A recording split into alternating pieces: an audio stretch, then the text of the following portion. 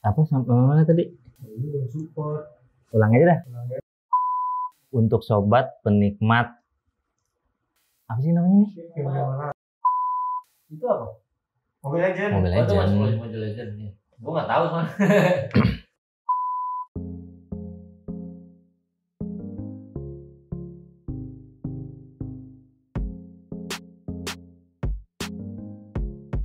Halo, kembali lagi di Mata Hobi dan Gadget. Pada video sebelumnya, kita telah unboxing dan hands-on ROG Phone 3 ini. Nah, sekarang kita akan membahas gimana rasanya pemakaian ROG Phone 3 ini selama 1 bulan. Langsung aja kita ke pembahasannya.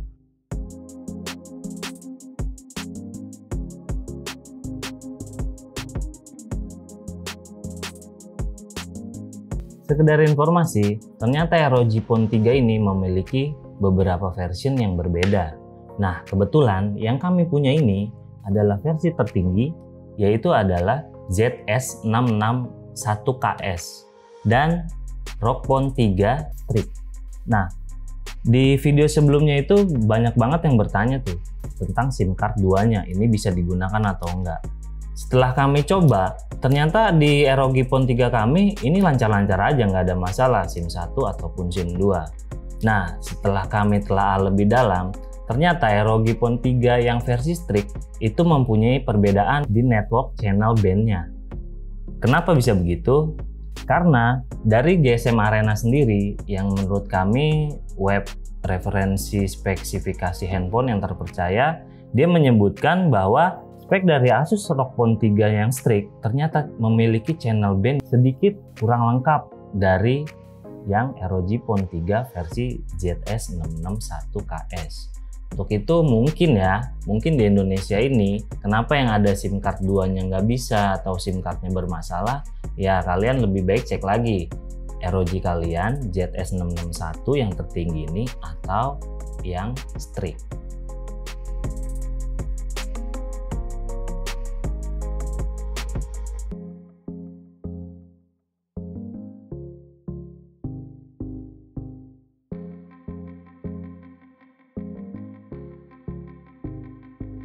Oke, untuk kelebihan yang pertama, dan ini menurut saya itu cukup penting banget nih. Di fitur Armoury Crate-nya yang terbaru di ROG Phone 3 ini, itu dibilang penyempurnaan dari ROG Phone 2 yang sebelumnya menurut saya ya kurang lengkap lah. Nah, setelah ROG Phone 3 ini hadir, menurut saya Armoury Crate-nya yang dibilang keren banget sih. Dia udah ada fitur yang ngasih tahu kita, game-game ini support nggak sih? Dari game-game yang refresh rate-nya 60, 120, bahkan yang sampai 144. Jadi menurut saya ini membantu banget. Terus dia juga ngasih tahu juga di sini udah ada game untuk yang bisa twin view dan yang bisa air trigger. Jadi menurut saya di kelebihan yang pertama ini sangat membantu banget nih ketika kita lagi main game. Lalu yang di kedua, saya juga suka banget sama fitur slow charging dari ROG Phone 3 ini. Karena jujur aja, saya pakai charger itu kadang-kadang nggak harus selalu punya charger original punya dia. Saya kadang-kadang suka pinjem nih ke teman atau ke apalah yang dekat gitu. Nah, kan kita nggak tahu ya, itu power wattnya berapa, apakah dia over charger nggak sama ini. Nah, enaknya, di slow charging ini, jadi teman-teman nggak usah risau nih chargernya atau adapternya yang kalian pinjem itu wattnya terlalu over apa enggak untuk ROG Phone 3 ini. Karena dia otomatis nge-reduce watt atau ampere yang masuk ke ROG Phone 3 ini. Jadi ya cukup aman lah. Apalagi kalau misalnya kita mau tinggal tidur, itu kita ya nggak ada beban lah ya buat make ngecas handphone ini lama-lama.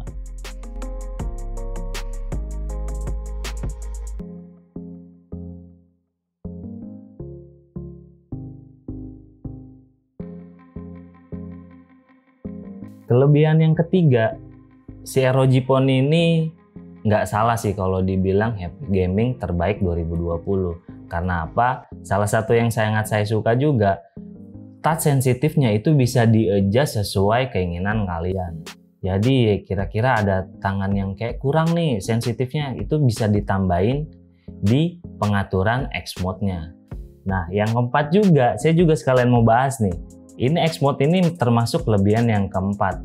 Ternyata di X mode ROG Phone 3 ini bener-bener menurut saya itu tahap penyempurnaan dari ROG Phone 2. Kenapa seperti itu?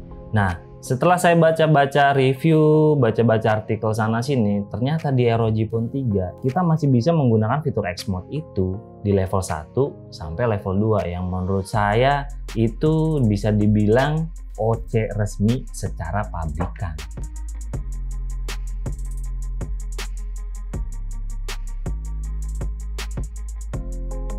Untuk kelebihan yang kelima dari ROG Phone 3 ini, layaknya speaker dan audionya cukup diacungi jempol deh.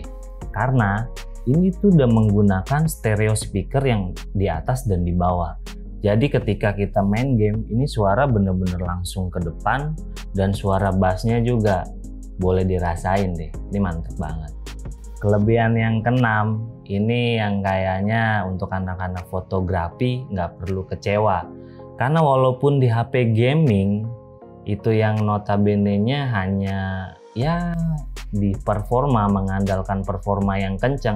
Nah ternyata setelah saya gunakan itu ROG Phone 3 ini bisa merecord video di resolusi 4K dan 60 fps serta menyertakan juga fitur Video Pro yang itu bisa kita setting manual antara shutter speed dan ISO-nya sesuai yang kalian inginkan. Jadi menurut saya di bagian kamera ini ya ini cukup mumpuni lah ya untuk yang suka foto dan videografi. Nah, untuk kelebihan yang terakhir, saya pikir ini yang paling ditunggu banget dan yang paling yang paling menarik banget dibahas itu game performanya, men. Karena di ROG Phone 3 ini untuk melahap game-game yang dibilang berat seperti Genshin Impact, Real Racing, Call of Duty Mobile, dan ya apapun itulah, saya pikir kalian nggak perlu risau karena di FPS yang tinggi dan memori yang cukup mumpuni ROG Phone 3 ini bisa melahap game-game berat yang ada di Play Store.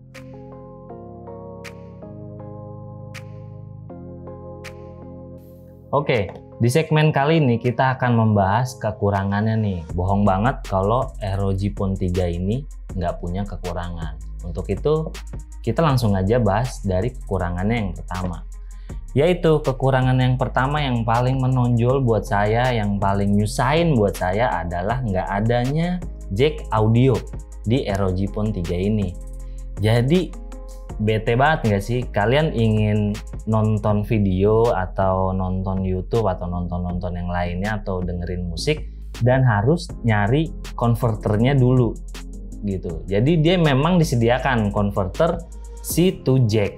Jadi menurut saya kalau kita lupa bawa konverternya itu bakal jadi kayak ya bete banget lah dengan kekurangan nggak adanya jack audionya.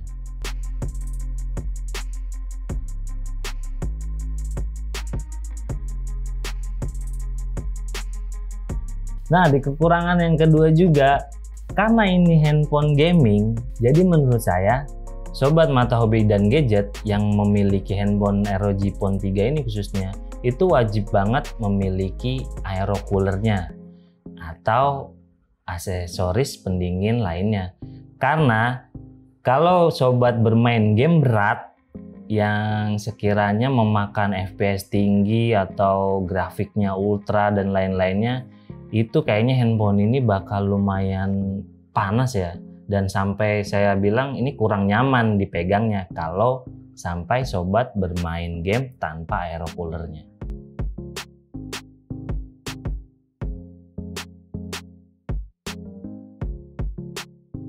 Oke, di kekurangan selanjutnya, menurut saya ROG Phone 3 ini walaupun sudah disematkan kapasitas baterai yang cukup mumpuni ya, itu 6000 mAh. Tapi menurut saya untuk melahap game-game berat, kayaknya kedepannya untuk handphone gaming itu mungkin teknologinya atau kapasitasnya perlu ditambah lagi ya. Karena ya kalau untuk bermain-main game ringan sih ini cukup awet. Bahkan bisa seharian kalau hanya digunakan untuk sosial media atau multitasking biasa.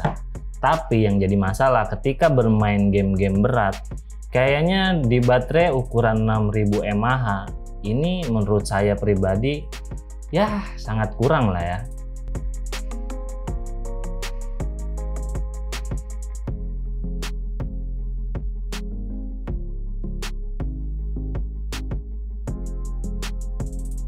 Oke, di kekurangan yang terakhir, ini sih sebagai bonus saja ya sebenarnya. Karena saya tahu semua pemilik ROG Phone 3 nggak semuanya bermain game ini. Nah, kenapa saya bilang game ini? Karena khususnya di game ini, entah kenapa ROG Phone 3 itu nggak bisa ngeluarin ultra graphic settingnya. Padahal minimum requirement untuk mengeluarkan game ini itu cukup kecil. Hanya butuh RAM 4GB dan quad core. Jadi harusnya sih game ini itu bisa banget mengeluarkan Ultra HD grafiknya. Tapi saya juga nggak tahu kenapa di ROG Phone 3 ini belum keluar settingan HD grafiknya. Ya asumsi saya sementara karena mungkin ini handphone baru ya. Jadi kesiapan antara developer game ini dengan developer Asus sendiri itu belum ada sinkronisasi atau yang lain-lainnya. Ya bisa jadi di next update atau di software update Asus mungkinnya udah ada ya harusnya untuk settingan di Ultra HD Mobile Legends.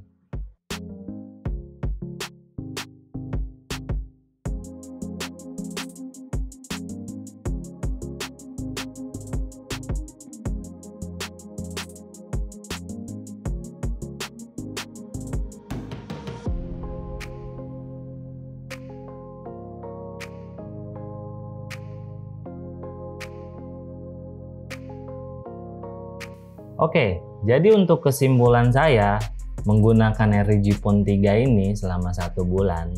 Yang pertama saya rasain untuk gaming ya handphone gaming gitu bos, gitu kan. Yang saya nggak khawatir lah. Yang kedua kameranya juga oke. Terus touch sensitifnya juga oke. Terus fitur-fiturnya juga oke. Ya saya pikir ini cukup oke lah digunakan. Dan kalau yang saya pikir itu kurang nyaman di saya karena ada beberapa yang tadi yang saya sebutkan, kayaknya kekurangan-kekurangan yang saya sebutkan tadi bisa disiasati atau ya cukup terbanting lah oleh kelebihan yang dipunya Asus ROG Phone 3 ini. Nah, saran dari saya kalau emang sobat mata hobi dan gadget itu udah kepincut banget sama ROG Phone 3, pastikan yang pertama itu adalah pastikan sobat membeli tipe tertinggi yaitu ROG Phone 3 ZS661KS. Jangan yang strict untuk menghindari masalah-masalah SIM card dan lain-lainnya yang tadi saya sebutkan di awal. Lalu beli juga varian yang tertinggi alias yaitu yang mendapatkan aerocool-nya dan mendapatkan jack converternya.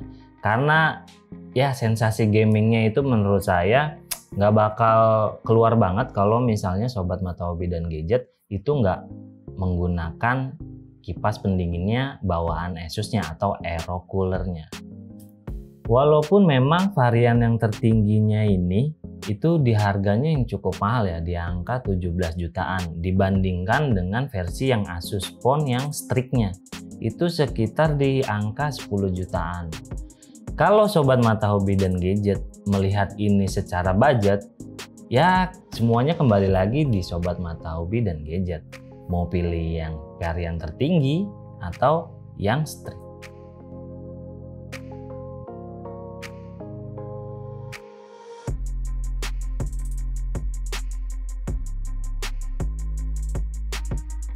Oke, sekian video kami kali ini. Jangan lupa subscribe, like, dan share video ini. Dan nantikan video-video kami selanjutnya. Salam mata hobi dan gadget.